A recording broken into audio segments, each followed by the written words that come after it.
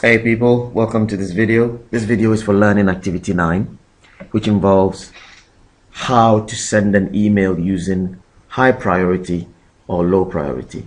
What that means is, how urgent is your email? If you send an email with high priority, it means you have to read this now and get it done as soon as possible because it's very important.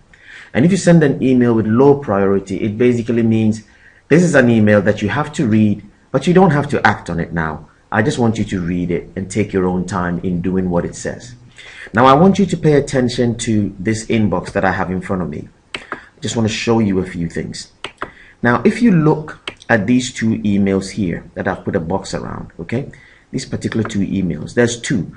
There's one that has the subject, this is very urgent, and if you look at the end of it, there's a red exclamation mark, sort of what you get with the danger signals if you're a driver on the road. Okay, this red exclamation mark means this email is very, very important. You have to read it and get it done now. And then you have this other email here with a blue arrow pointing down with the subject, hey, how are you? That blue arrow means that this email is not that important. It's not that urgent. Okay, read it at your own time, respond at your own time. So two things. The exclamation mark, very important. You have to do this now. The arrow pointing down, not so urgent. Take your time. Now, how do you send an email that will be prioritized as either high or low? And that is what we're going to do now. Just like any normal email, you first go to new, go to message. I'm going to send my email again, someone@somewhere.com. Okay, and the subject, I'm going to call it again, invitation, bear with me, invitation to football tournament. Okay, now, once again, I start with a salutation, dear someone, dear sir, dear miss, whoever. Sorry about that, I wrote near, it's supposed to be dear.